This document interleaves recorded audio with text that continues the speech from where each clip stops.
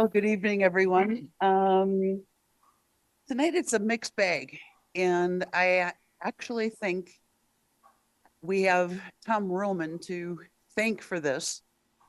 He was talking a couple of, well, year or so ago about homebrew night, and I just couldn't get that idea out of my head. So I started making some inquiries, and here we are tonight. We've got 6 speakers, very, very good speakers.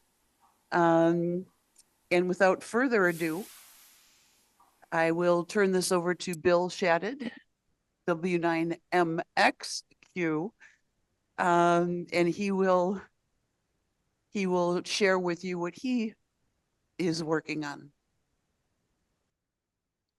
Okay, thank you, Jean Ann. I'm going to share my screen here.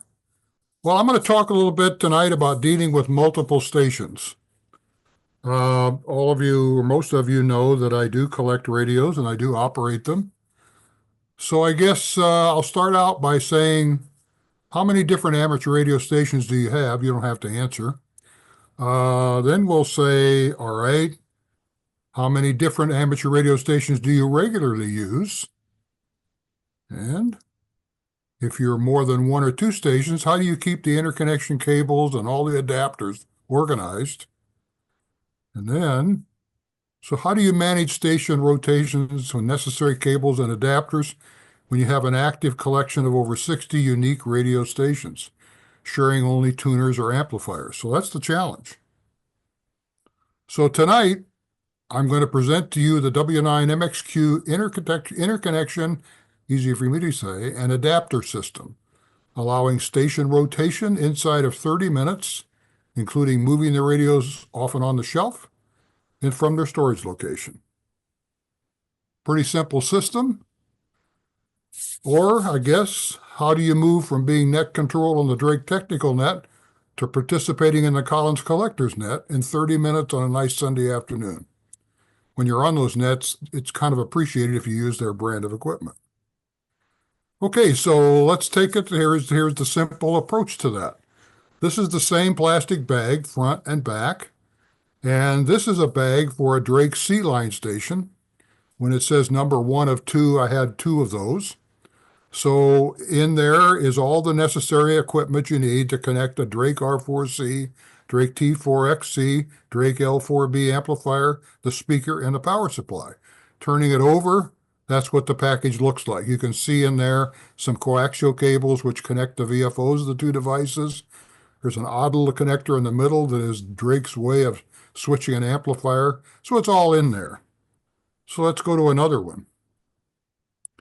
Here you have the interconnection cables for the Drake R7 and TR7 and the accessories generally used with there.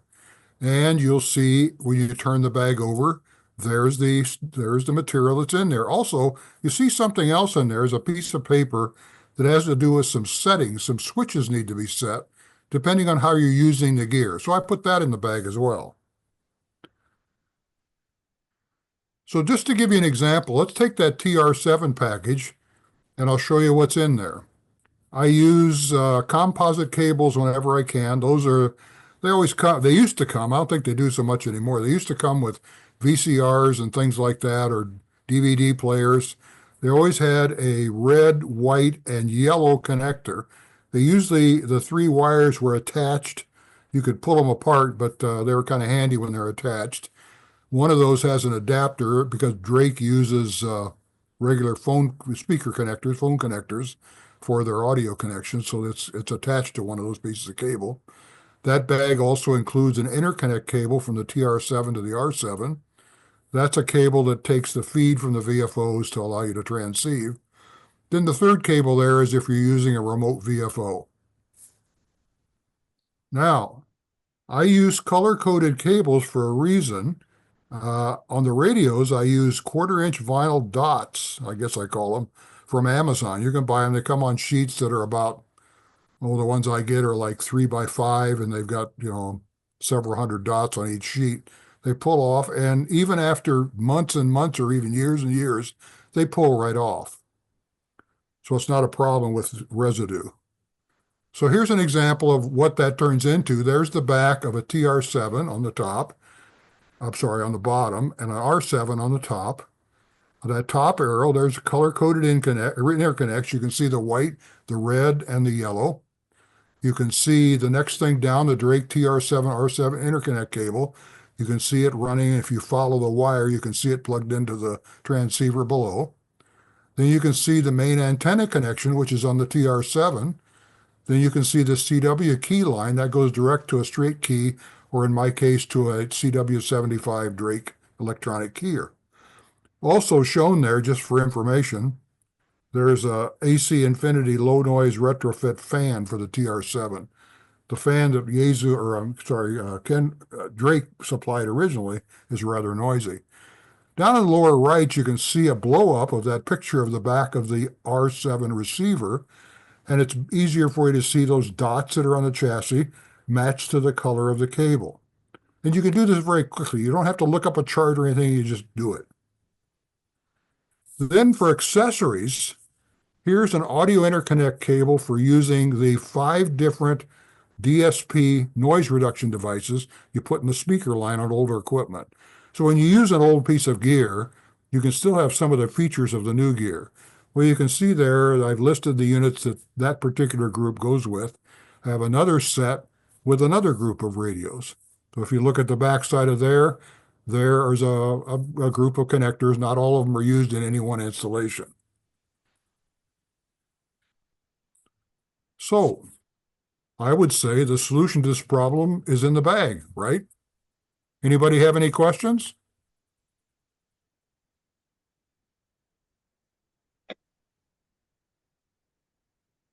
I see Gene moving across the room there.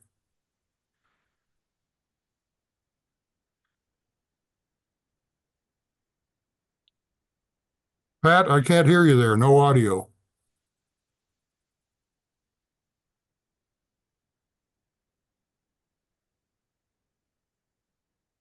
Still no audio. Okay, Now I got you. all right. Do you have any station setups that require sharing pieces of equipment? For example, I've got a couple of different TR switches that I use with some of my stations, and I reuse that with maybe 3 or 4 different stations, and each has its own kind of unique set of cables and such that go together. And I was wondering if you had any setups like that and how you address that. No, I actually don't. And I don't currently have a bag to use. One appropriate installation like that would be a Johnson Valiant transmitter and a Hammerland receiver. I don't have a bag for that, but it does take a relay that I use on other radios. So that's a work in process. That one's not done yet.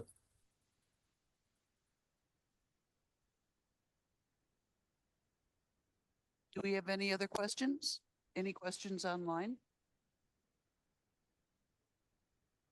I've got a question. This is Vic, WT9Q. Go ahead, Vic. You didn't say anything about moving them in or out of a desk. The location. Well, that Some of these things are really heavy. They don't call them boat anchors for nothing. I do get some help from Gene when I need to move something heavy, but typically I don't move those. I leave them where they are on a shelf, and I operate next to the shelf. So I don't move the big heavy stuff very often. So you pull the radios out from the back and plug things in and push them back in? No, I generally have the cables hanging out so I can get them. I don't go find the cables and plug those in. If you went over across the room and saw the Johnson Valiant that's there, it's about 100 pounds. The cables to connect it are laying next to it on the shelf, connected to the back of the Valiant. I simply move a move around table over by the Valiant, put the receiver on the table, and then the Valiant would be up to my side to see it. Okay. And I'll tell you one other thing. My collection has progressed to lighter weight stuff. There's an advantage to collecting Drake equipment, for instance. They just don't have any heavy stuff, except for a couple of amplifiers.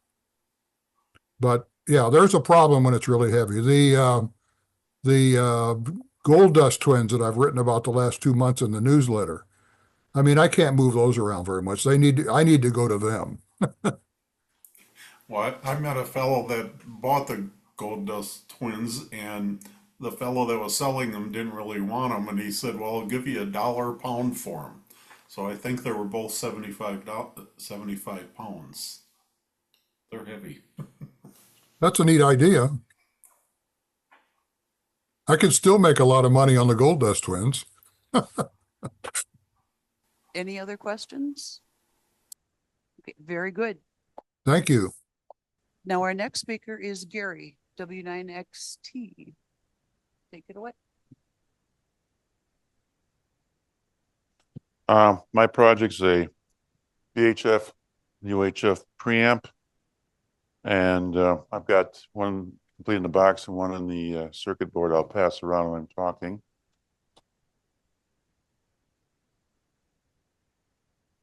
Okay, well, you probably heard of preamps, pretty useful at VHF frequencies. And if you're doing weak signal work, they're especially important because oftentimes the noise generated in the front end of your radio is actually more than the noise that's coming in from your antenna. On an HF, you've got a lot of atmospheric noise, and the front end receivers are generally are good enough for that. When you get really high frequencies, the preamp can actually generate more noise than the background noise. So you put an amplifier on there. If the amplifier is creating more noise than the background, you're really not gaining anything because you're amplifying the noise. So the idea is if we put a very low noise preamp at the front end, especially if you can put it at the antenna to overcome the feed loss, it'll be better for receiving than the original radio. So I wanted to make a little a preamp, and first of all, I wanted it to be a very good noise figure. That's the factor they use to measure how good the amplifier is. Talk a little bit about there. I also wanted it to be inexpensive. I want to get back in the moon bounce. If you put preamps outside, you get destroyed all the time from lightning, or sometimes your TR switching doesn't quite work and your power goes in and blows it up. So you're always replacing preamps. And I really didn't want to be paying $100, $150 every time I did that. I wanted something a little bit lower cost. So I came across a part called PGA 103. It's a MIMIC, MMIC, monolithic microwave integrated circuit. They're very interesting little amplifiers. This particular one goes up to 4 gigahertz. It's rated at 50. I'm sure it's good below that. It's got a very low noise figure. It's spec'd under 0.6 dB. Most of the ones that you see have noise figures that are around 3 or 4, which if you're using it for a stage gain, if you're building something, that's generally good enough, but you really want something under a dB if you're using it for a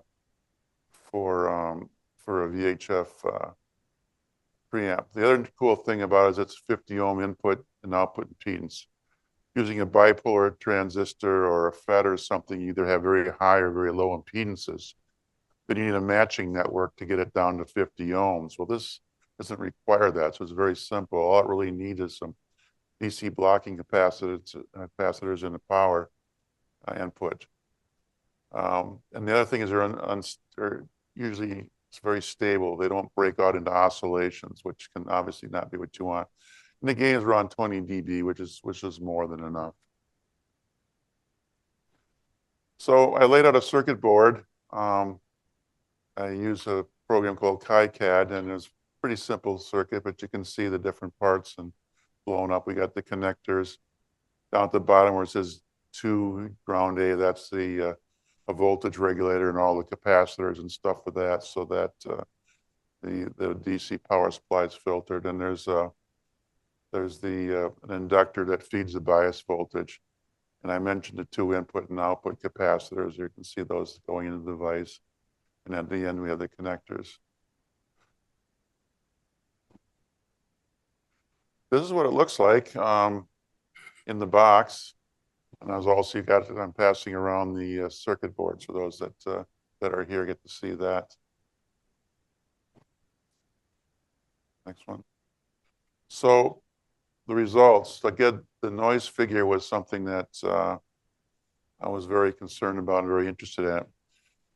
The equipment to measure noise figures are very expensive and specialized, and I certainly didn't have a need to justify it. So I took it to Central States VHF site. If you look on the circuit board, you'd notice a data 21.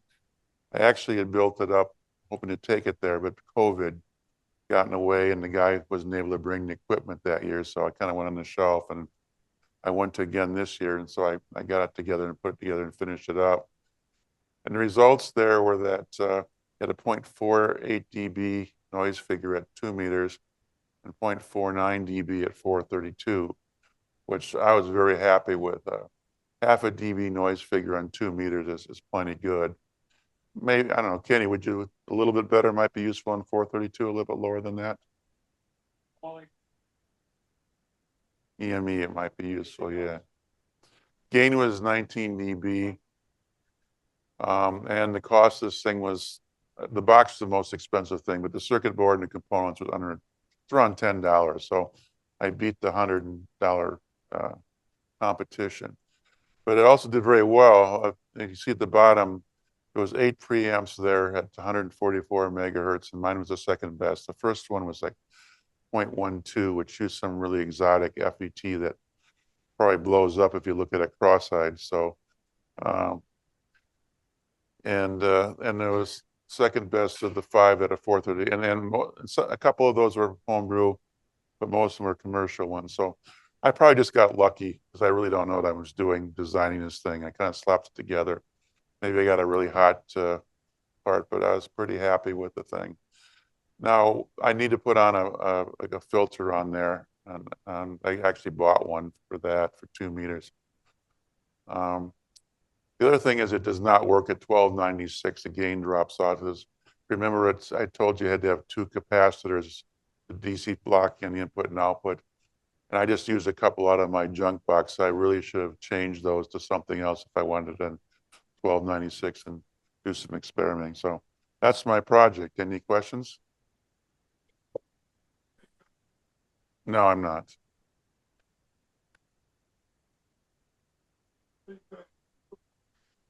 Well, if you want, I got a bunch of circuit boards. If you want, I'll sell you one at cost. I was just curious, how critical is the circuit board layout?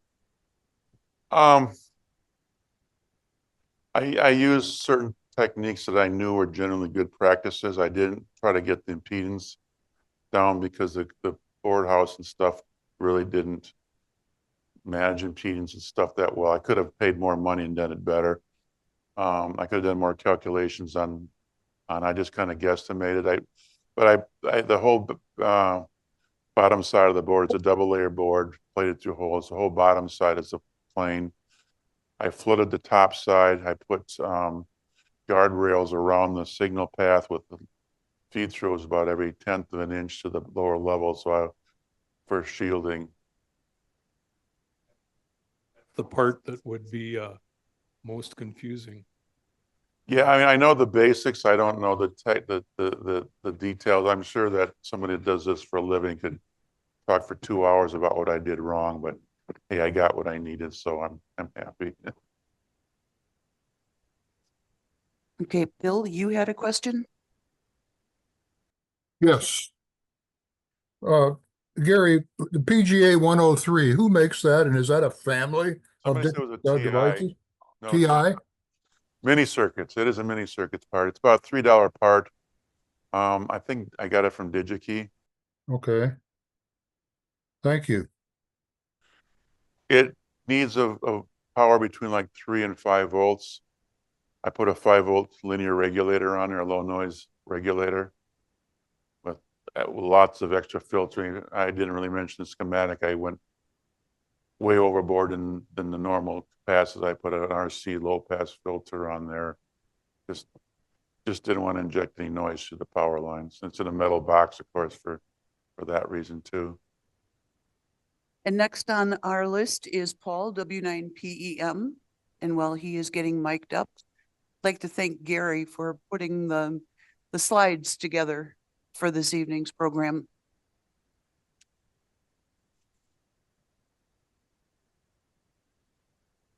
All right, W9PEM Paul. My project I brought it in. Basically, what I was doing is focusing on 3D printing, and similar to the last presentation about kind of homemade circuit boards. So once the slides come up, everything was based around the fact that I received one of these Arrow satellite antennas as a gift from a family member, and I'm like, okay, now I got to do something with it. And I knew there was some cable management to be done, and I have an old THD7, which is it can do full duplex, so it's good for satellite operation. In order to do that, I needed to, these antennas have a dual feed, one for the 2 meter, one for the 70 centimeters. So typically you can just, like every normal person, buy a diplexer from Arrow, but I decided to go the hard way and make my own. So that's what this is about. So just is really if talk about the fact that there's so many things that you can find out there in the world to 3D print. So in this case, on the 3D printed side, I found these models on a website called Thingiverse. And if we share these presentations, I have links in there. So the first part is the tripod mount. It's just a very simple printed part that the beam, the main shaft of the antenna mounts into it. I have it kind of zip tied. And then it happened to match the mounting pattern of the tripod that I had. So I printed that out, and that got me holding the antenna to the tripod. And then there were some clips that were also designed for the shaft for this antenna that basically just help to manage the coax feeds as they come down, just to kind of keep it organized and keep them together. Very simple. But like I said, whoever designed them for the right shaft size of the antenna. So that was very simply that for 3D printed things. Not shown in the picture. Well, it's in the picture, not really, but it's here. My THD7, if anyone has one of these old Kenwood HTs, they use NiCad battery packs. My NiCad battery pack was totally shot. I had bought another one. It didn't last long. So I ended up 3D printing a mount that actually allows me to clip on to the back of the radio as if it was the battery pack. And then I have attached to that a Talent Cell 12-volt battery pack that I found on Amazon. So honestly, it lasts way longer, obviously, than the NiCad. It's easily rechargeable, and the NiCad would put out whatever it is, 6 or so, 7 volts. This is putting out 12 volts, so I'm actually getting maybe a little bit more power on transmit with the radio. So it's kind of a nice way to kind of keep this radio alive. I've had it since I was first licensed in 2001, so still works, but the battery was terrible. So that's on the 3D printed side. And then if we go to the next slide, on the circuit side, again, just kind of found, this is really about found project. I found a project circuit board on, I believe, the same service that was used for the previous project, OSH Park. Someone had shared a board design. It was KW4FB, has a project where he designed a circuit board based on a very, I guess, reference diplexer design that was featured years ago, I think, in QST. So laid out a very simple board. So what I did, I just took the project and ordered those boards. I have a bare board here for those in the room to see what the bare board is. The assembled board is in a little project box. So all I did is I ordered the bill of materials, the inductors, capacitors, soldered them up, soldered the coax to the board, put it in a box. Overall, the boards themselves for 3 copies were $6 total, so $2 a board. And then the components I got from Mauser, and again for 3 copies it was about $10. So I was asked earlier, why didn't you just buy it from Arrow? And I'm like, yeah, I could have just bought it with the antenna, but that's too easy. So did I save any money? Maybe, probably not. But I just felt it was more fun to do surface mount soldering than just buy something. So that's it. Any questions? I did it, I think using SO50. I did some contacts with SO50. Honestly, it's the tripod made it easier to kind of like manage the equipment, but just the whole tracking a satellite, knowing where it's at, azimuth, elevation, and then that radio's not really set up as well as like a THD 72. Like you have to manually control Doppler. So there's just, you need like 4 hands to do satellite handheld. So, or you can just kind of get lucky and just kind of generally point it. I was trying to be a little more precise with it, but it's kind of a pain. Well, I didn't bring it. I've got a little piece of Velcro here. What I usually do is I'll use the little headphone port on the mic, and I have a couple cables where I can record both my voice transmitting and then the receive. I can recopy both signals into a stereo feed on a little recorder, and then I can copy the QSO after I listen back to it. But anyway, thanks. Now, our next speaker is Fred, W9KEY, who is currently getting mic'd up. Thanks. My name is Fred Schwersky, W9KEY. I'm showing you my portable, sort of, battery power supply for amateur radio. As I've said to some people, portable is in the eye of the beholder. So you put a handle on an elephant, you can call it portable. This thing got a little bigger than I had intended. It's over here on the table. You can look at it afterwards. Next, please. What were the goals? When you build something, it's nice to have goals. That way you know if you were successful and when you got done. Basically, I wanted to be able to run an HF radio portable at 100 watts. And I wanted to do it for a certain number of hours. I guess that was kind of open. Thinking a park, perhaps part of a field day operation. I wanted it to be portable, but not backpackable. I'm not going to climb Mount Everest anytime soon. So I'm more thinking of something I take out of my car and put into a park setting.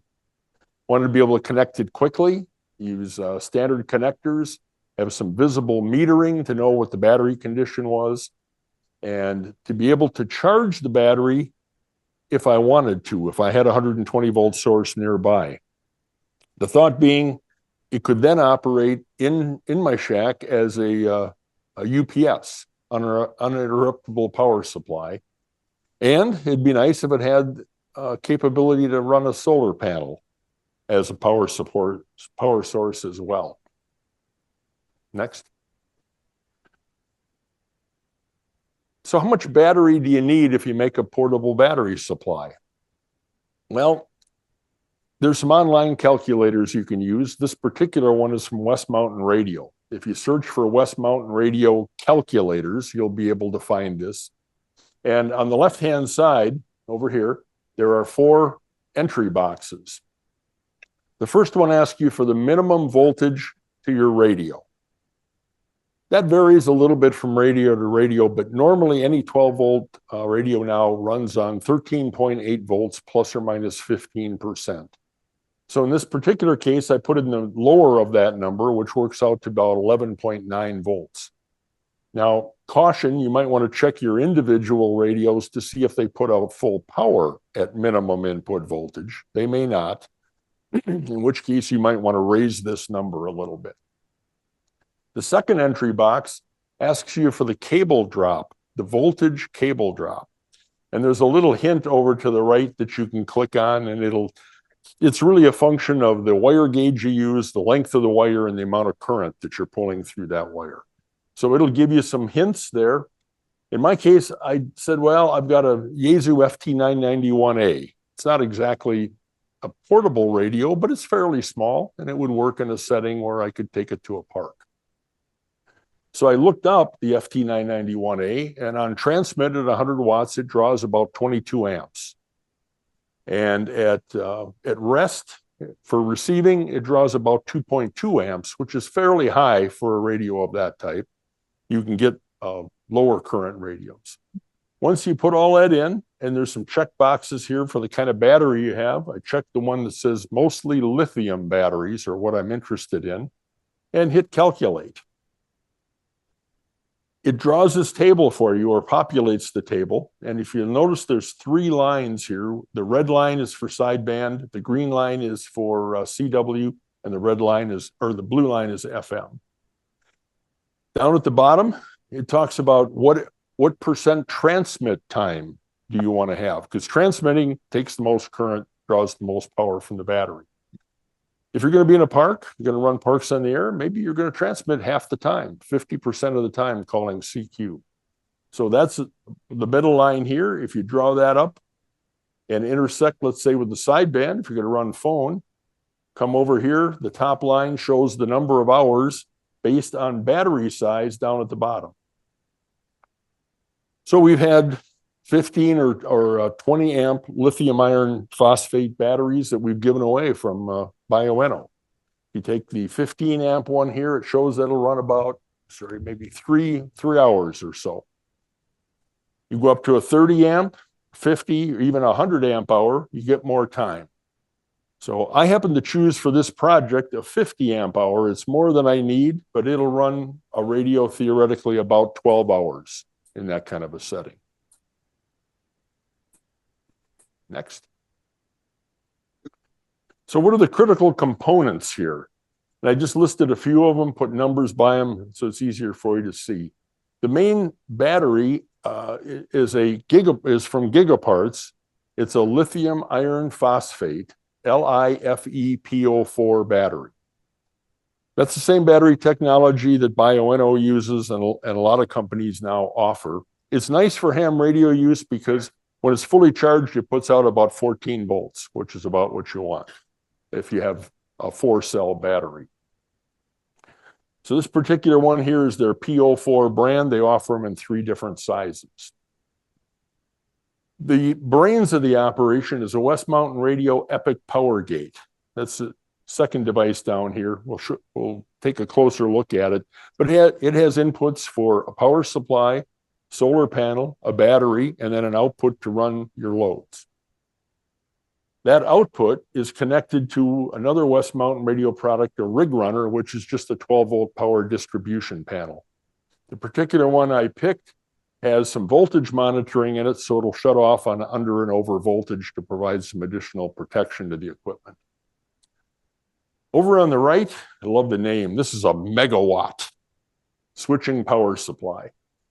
There's a guy on eBay that's been selling these things for longer than I've been a ham, and he sells them to amateur radio and CB people and claims that they're quiet. They're a quiet switching power supply. He sold thousands of them, and last time I looked at 100% feedback rating. So I guess people are generally happy. I have 2 of these supplies. One runs most of my shack at home, and then this was my backup one, which I put into the battery box. I mounted it, hard to see here, on a drawer slide, so it can pop in and out of the battery box for cooling. If You're it's on a camera, you know. at higher current.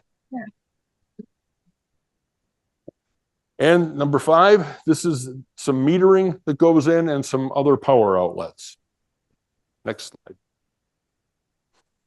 All right, I just did this because this is the Epic Power Gate. As I said, it's kind of the brains of the operation. It controls the charging of the battery with different power inputs. At the top, you can plug in a solar panel. The load connection goes to the battery. You can plug in a power supply, and you can plug in a, sorry, I can't even read my own slide. Can you see it?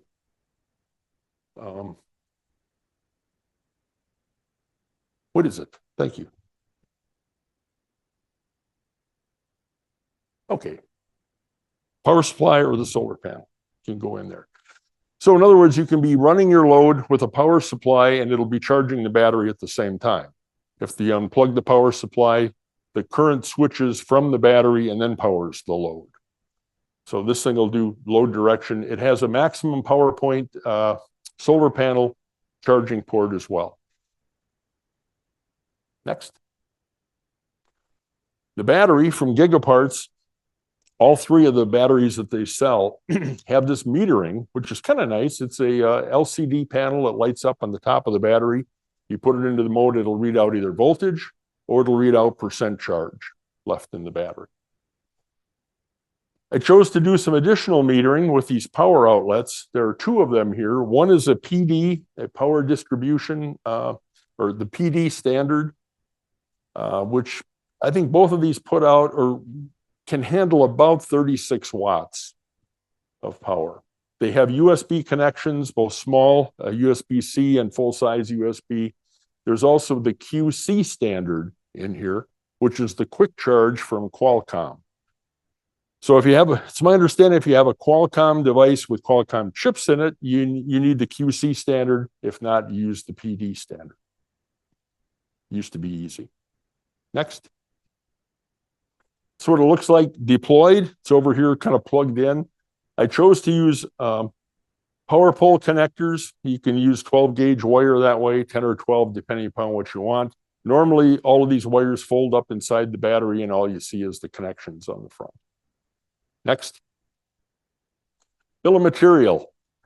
You've got to decide what you want to use these for because the most expensive part is the battery. Second most expensive part is the charge controller for them. So in this case, the battery is on sale right now, last I looked, from Gigaparts for $200. When I bought this, they were more like $320. So the lithium iron phosphate batteries are falling in cost, making them more economical, and they're great for amateur radio. Right. The Epic Power Gate's 190. And the rig runners are available from typically from Hamfest, or you can buy them direct from West Mountain Radio new. They're in the $70 to maybe $150 range, depending upon the features that you get. Particular one I've got here has more outputs than I need. It's got 8 or 7 outputs on it, plus the voltage monitoring. That's probably more than you need for a portable side. So a lot of other miscellaneous hardware, connectors and things. You get down to like $650 for this thing. So it's pretty crazy.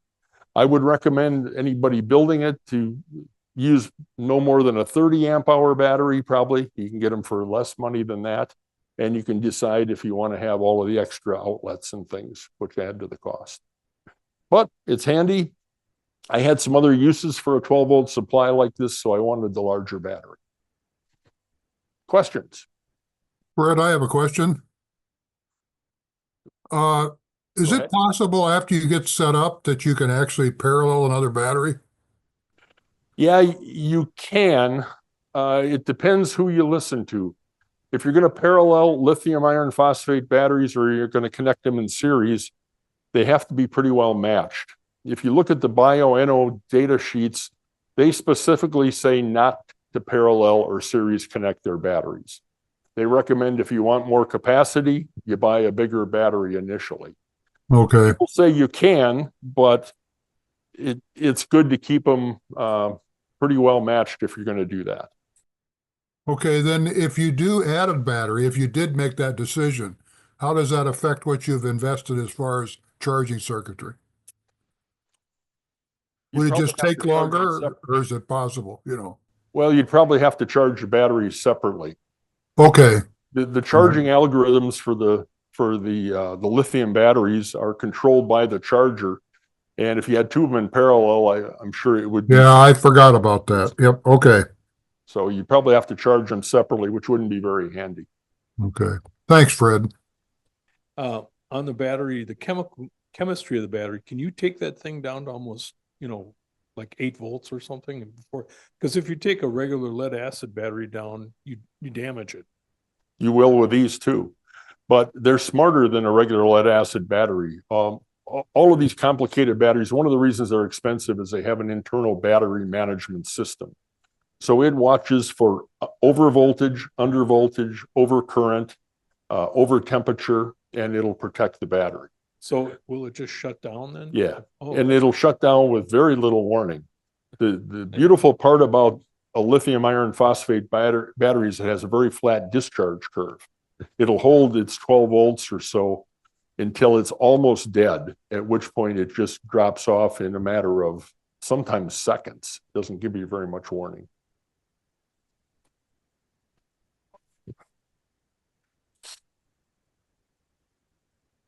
Why didn't you use a lithium ion battery? Let's say you make your own battery pack from individual cells.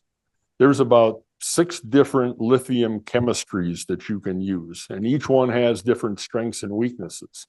One of the nice parts about lithium iron phosphate is when you take 4 of them and you make a 4 series, a 4S cell, you end up with about 14.2 volts when it's fully charged. If you use other common lithium cells, they have a higher individual cell charge rate or charge voltage. And you'll get up into the 16 volts if you charge 4 of them. They'll be over 4 volts a piece. So that's one of the reasons people like the lithium iron phosphate. Plus, they're a lot safer. They don't blow up as often and catch on fire. Well, hopefully not. Mine hasn't, but the lithium iron phosphate technology is acknowledged to be a lot safer, probably the safest of the lithium chemistries so far. I was at an aviation show, and they're selling them into experimental aircraft. And it said lithium, and I challenged the guy about putting lithium batteries in private aircraft. He said, this is different because they don't burn. Well, Now, maybe. he was a salesman, Right. but I can tell you a battery like this can supply a tremendous amount of energy and individual current. So they do have overcurrent protection in them. But that battery, I'm sure, would put out 100 amps up until its internal circuitry tripped. So if you put 100 amps into too small a wire, maybe the battery doesn't catch on fire, but other things do. So you have to be careful with them. They have a lot of capacity. Yeah, I haven't tried pounding a nail through one to see what happens. You can do that with smaller ones, and I guarantee you they will catch fire because I've done that. It's actually a lot of fun. So we turn the gain down, Tony. Okay.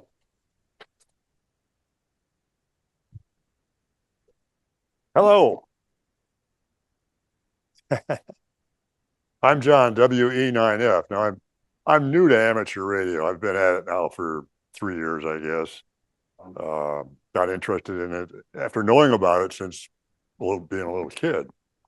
I started out with an interest in CW and trying to learn how to use a key properly. I bumped into a guy one night on 40 meters who lives in Murraysville, Pennsylvania. Dave Slater. Dave is a not retired instructor for one of the CW academies. He can't seem to keep his hands away from people who don't know anything about CW. So he and I ended up getting the schedule together. Fortunately, Dave has got a sense of humor that is just unbelievable. Plus, he's patient. Patient as a saint. He's gone through more misery with me on CW than anybody deserves to have. We get together on a twice a week and just work on one thing or the other. And I was explaining to him one night that my hands, when I got my general license, I gave myself a present. I went to HRO and bought myself one of these chrome plated keys, bencher. And I sat down with that thing and found myself in misery after a little while with this joint in my hand, just hurting like crazy. Didn't want to use the key at all. I tried using it this way. I tried using it this way, all kinds of different combinations. Nothing seemed to work. And I was telling Dave that the only thing that really worked for me was holding this.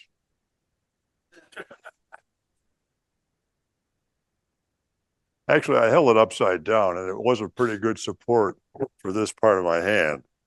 Now, it did get to be a problem. It's always dripping down my elbow and things were getting stuck to the desktop. Well, a few days after we had that conversation, a package showed up in the mail, smaller than this. And do you have that picture, Gary? My one soul picture? I've been moving to Linux and I've been having a hell of a time making some of the transitions. This is what I got in the mail. It was in a little box. This is the key itself. It's a print it yourself key. Dave Slater and his brother Jan decided what they would do is help get people interested in ham radio by cutting some of the cost out of buying benchers. You're not going to convince a kid or somebody to go into ham radio to learn CW by going out and buying a bencher. So he's got this print it yourself key. It's got my feeler gauge in it, which works great. All you have to do is put $1.50 worth of pennies in it for some ballast. I don't find that to be adequate, so I put on some carpenter's tape on the bottom, put it on the table, and it pretty well stays where I put it. What I found is I can operate it like this very comfortably. I operate it up here very comfortably, and I change speed and mood with how how the conversation seems to be going. The idea was to send people the plans for this so they can print it themselves. Or if you're really interested in getting a key, give him a call, WA3SCM, and he'll send you a key for nothing if he's serious about it, especially if you happen to be a kid. He wants to get people involved with CW and amateur radio in a desperate way. And he and Jan, I think, did a lot of creative thinking and using available technology that had appeal to both children and adults. To build a little bit of a passion into the amateur radio hobby. If you'd like to look at this thing, just don't empty it because I need the money. Here's the key. I think you'll like it. If you want one, give him a call. He'll send one to you. If you want to buy a few, they'll probably cost you $20.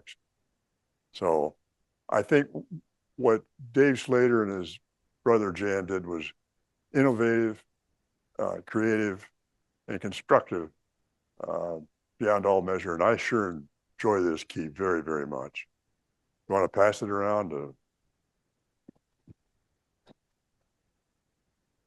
I like good whiskey. Did you say it's 3D printed? Yes. Yeah. Print it yourself. That one is hot off the press. It is neat. Hi, I'm Pat W9JI. Several months ago, Bill Shadid, W9MXQ, heard from someone that this person had some older homebrew radio equipment that they wanted to get rid of. And Bill knew it was something that I would likely to be interested in. And so he arranged to get it. We met one day and he passed it on to me. Turns out this equipment was built in the I'm going to show you several examples of this. One was built in the 40s, one in the 50s, and one in the 60s by a gentleman named Paul Ripple, W9SIZ. Some of you may know him or may have known him. He passed away last year. I'm not sure if he was ever a member of ORC. Okay. Yeah, Gary XT says he came to some meetings. And Ripple is the uncle of Paul Beaupre, who passed away. Paul was a long-term member of the Ozaki Radio Club.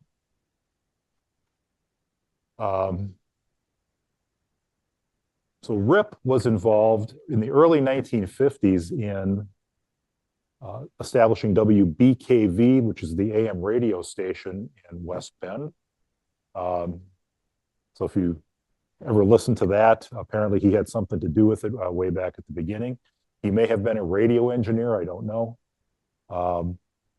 But the documentation that came along with the radios showed that he was either an engineer or a very experienced ham. He really did seem to know what he was doing. Next. So the first of the radios is a 13-watt crystal-controlled transmitter built in 1965. The chassis is about 6 inches or so, and this uses a 6J5 oscillator. That's the tube on the left. And the tube in the middle with the white plate cap is a 2E26. And the power supply is contained on the board. And you'll see the coil on the right is used for band changing. So this is a link-coupled plug-in coil transmitter. So if you want to operate 40 meters, you put in the 40-meter coil. You want to be on 80 meters, you put in the 80-meter coil. And he also set this up so that you could run it with a VFO, so you weren't really stuck with crystals. I got this one to work with no problem, though I did have to go through all of the crystals in my box to find one that produced a good tone on 40 meters. So those of you that have did that as a novice, know what I'm talking about. And Ken said all the other ones were cracked. Huh? Some of them probably are by now, yes. And there's I managed to find a QSL card from a QSO he made in the late 1940s, where he was living in Milwaukee at the time, and he used another homebrew transmitter, a little different than this one here, and an HRO receiver. Okay. Next slide.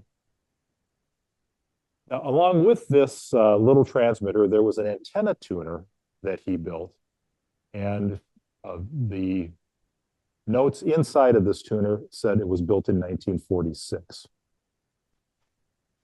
If you look at the tuner, the two top pictures, you can see the front and the back view, very standard arrangement. You would hook this up to the transmitter and you'd use it to adjust your antenna, or so that you can get your power from your transmitter to the antenna. How did you know when everything was working and it matched up? Well, you had to have a meter back at the transmitter where you would dip the final and you'd watch for a dip in the current.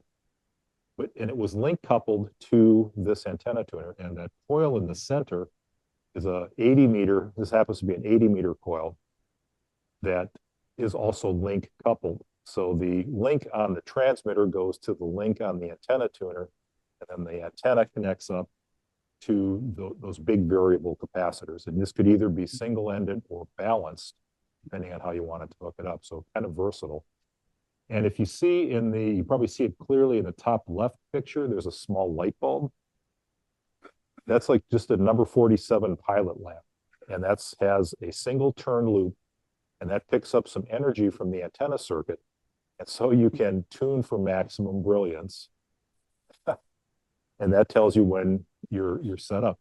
In the 1940s and into the 1950s, hams did not have SWR meters.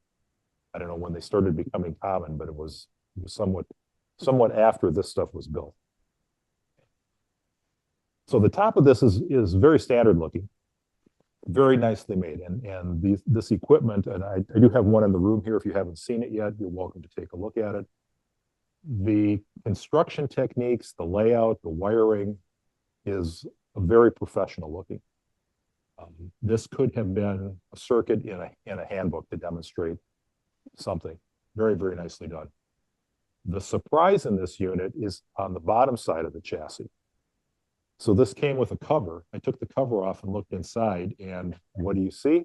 There's a low pass filter.